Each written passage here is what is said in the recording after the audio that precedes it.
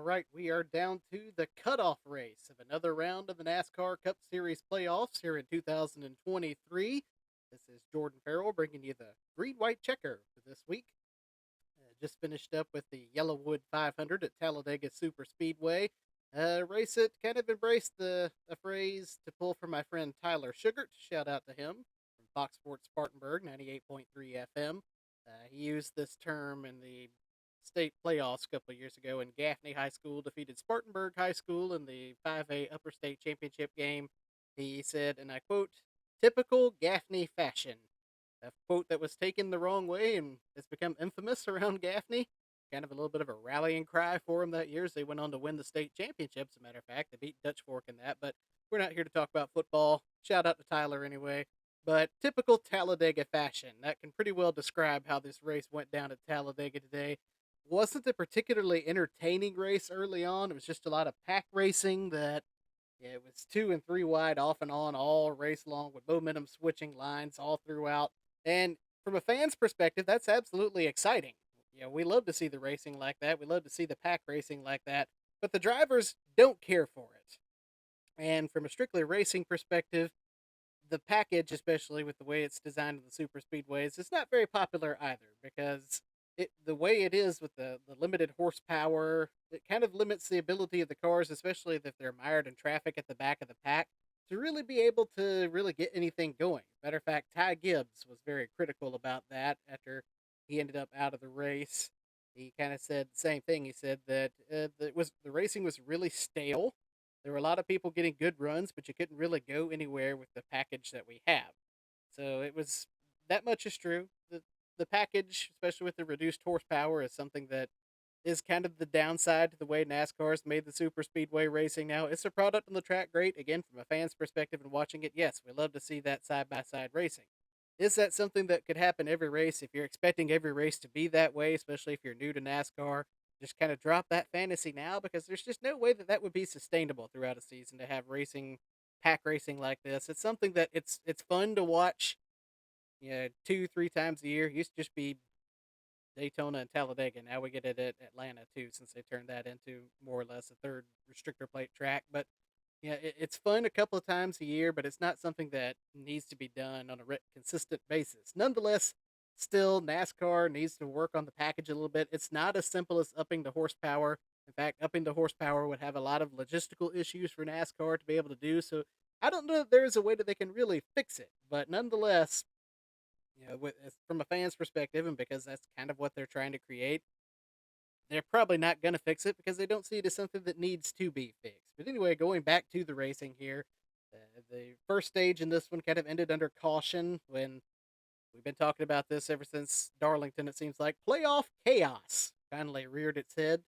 You had an instance where Ricky Stenhouse Jr. was running up at the he was running up at the high line there, going into turn three, and he ran out of gas. Kyle Busch was right behind him. As soon as Ricky ran out of gas, Kyle Busch kind of almost had to slam on the brakes, ends up hitting the wall. And as they're going through turn three, Kyle Busch kind of drops down to the middle line to go around him. This was on the very last lap of the first stage. There's crucial playoff points at stake here. There's stage points involved. And Ross Chastain, realizing that, decided to make a super aggressive move. He ran down through the middle as well, tried to pick up two spots in one by blowing around Kyle Busch. And it didn't necessarily work because as he came back up, he ran out of room. Kyle Busch got into his right rear quarter panel, turned him around, sent him up in the wall across the nose of Ricky Stenhouse. That ended the day for Ross Chastain, as he ended up having to go to the garage there. That also ended that stage. But yeah, it was just a you really can't fault Ricky Stenhouse for that because again, there was crucial stage points on the line, and we got a cutoff race next week. Every point matters, so you really can't fault him for that. Regardless of how you feel about how Ricky Stenhouse has built his reputation, or not Ricky Stenhouse, Ross Chastain has built his reputation to be this season. But yeah, it's just not something you can really blame him for. Uh, from this, Kyle Busch didn't really rebound from it. He had some damage there on his left front fender. It started to kind of disintegrate on him. He lost aero on it. He went on to finish 26th in this one. Ross Chastain, thanks to the DNF, ended up finishing in 38th. Christopher Bell got caught up in that incident as well, so another playoff driver caught up in it. He went on the DVP clock. He was able to get repairs. He ended up having a lot of tape across the front of his nose. And because of that, they asked him not to bump draft anyone, not to push anyone the rest of the way. Yeah, that's something that puts you in a tough spot as a driver if you're trying to stay at the front, or trying to work your way to the front in a super speedway race. Didn't end up happening for him. He still did salvage the best finish out of everybody that was involved in this incident. He ends up finishing in 15th. Just a little bit of playoff chaos there involving three different playoff drivers. But going to the second incident that happened in this race during the stage break caution with more playoff chaos, Denny Hamlin ended up getting penalized for speeding. He had to serve a pass through penalty on pit road, ended up going a lap down. Of course, Denny Hamlin somehow just managed to find a way to keep himself up at the front of the field despite being a lap down. And yeah, he fought really hard to try to stay as the first car lap down to try to get his lap back. It took him two cautions to do it because the second time around, Carson Hocevar was actually scored ahead of him. So Carson Hocevar got the lucky dog pass on that.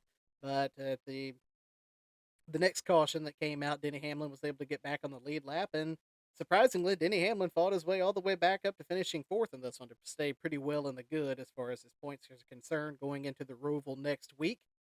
Brad Keselowski, more playoff chaos. He kind of created his in an incident that ended up being kind of the big one in this race.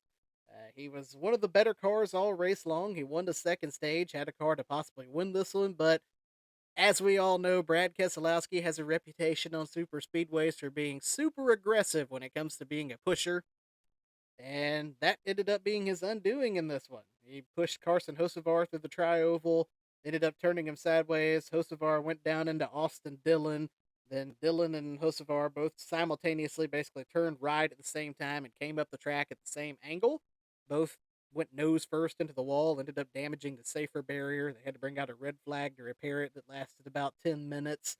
But Brad Keselowski on this incident ends up getting forced down the track, went all the way to the inside wall, nearly went airborne in the process, but ended up breaking a toe link, I believe.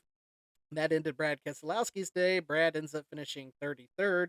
Now he is in danger of going below the cut line at the Roval next week, and we'll look to see who's where as far as point standings go and how far in the good or the bad they are here in just a minute. That again, that wreck that Brad caused, if you were to put quotations on it, would be the mini one, the mini me.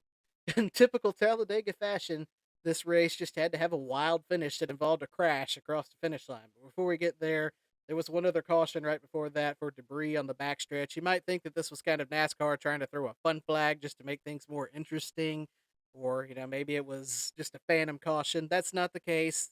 They showed it very clearly on NBC. There was some plastic that was blowing across the backstretch, maybe a piece of carbon fiber that had come off of someone's car. So it was a justified caution there, but they restarted with 13 to go. And from that point on, the lead changing just got absolutely insane. It turned into a back and forth between Alex Bowman, Chase Elliott, Kevin Harvick, and Ryan Blaney all the way to the finish. This race, insanely enough, had 74 lead changes between 24 different leaders, and it feels like half of them happened here in the last 13 laps. And it came down to the end of it. It came down to the tri-oval, and Riley Herbst was pushing Kevin Harvick, and he ended up kind of falling off of his back bumper, went up to the high side, and when he came back down, he got turned sideways. And when he turned sideways, he came across traffic that was three wide all the way through from that point, took out several drivers. He ended up knocking Chase Elliott sideways. Chase Elliott had a car that still got a quiet top 10 out of this. Really, Chase Elliott was in a position where he could have won this race. But Chase Elliott ends up finishing eighth, ends up spinning sideways across the line. Kyle Larson was right behind Chase Elliott when it happened. He got caught up in this incident. He ended up basically losing control and going all the way down the skid pad towards the inside wall there. He ends up finishing 16th. There were a lot of other drivers involved. I'm not sure exactly who all else, but what really matters is what happened at the line at this point. Ryan Blaney ends up edging out Kevin Harvick by 12 thousandths of a second for Ryan Blaney's third win at Talladega, and all three of them have come by just the slimmest of margins. So it seems like the certainties in life here are death, taxes, a big wreck at the finish line at Talladega, and Ryan Blaney squeaking out a win. But let's go ahead and look at the playoff standings right now as they stand. William Byron and Ryan Blaney are on into the round of 8 on wins. Denny Hamlin rebounded again to finish in the top 5 today, finished 4th after the speeding penalty. He is now in 3rd place, 50 points in the good. Christopher Bell is in 4th, 22 points above the line. Chris Buescher is 5th, 19 points above it. Martin Truex Jr., despite the Toyotas having an interesting day trying to get organized out there. Toyota has a bit of a disadvantage on Superspeedway simply because there's only 6 Toyota teams. But Martin Truex is sitting in 6th right now after this race, 17 points in the good. Kyle Larson, despite the crash at the finish, still in the good. He's in 7th, 15 points above the line. Brad Keselowski, the last car there here, in 8th at just 2 points over the cut line. So he will need a good week at the Roval next week to make sure he doesn't fall below that line. Currently below the cut line, Tyler Reddick sits in 9th. He is 2 points in the negative. Ross Chastain and Bubba Wallace right now are both tied for 10th. Chastain scored as 10th. Bubba Wallace scored as 11th. Both of them are -9. And then Kyle Busch is in 12th at 26 points below the line. So there's your playoff standings as we go into the cutoff race next week at the Roval at Charlotte Motor Speedway, which may or may not be the last ever race on the Charlotte Roval. A lot of rumors going around that they may go back to racing on the oval in the October race there as well. Uh, we'll see if anything is announced next week. I will be there at Charlotte next week to cover the race. Looking forward to that, as it'll be my first experience covering a road course race in person. And hopefully, I'll be able to do one of these next week as well. It will just be later in the evening. But that'll put a bow on Talladega. We'll look ahead to the Roval next week as it's time for the cutoff to get into the round of 8 of the 2023 NASCAR Cup Series playoffs.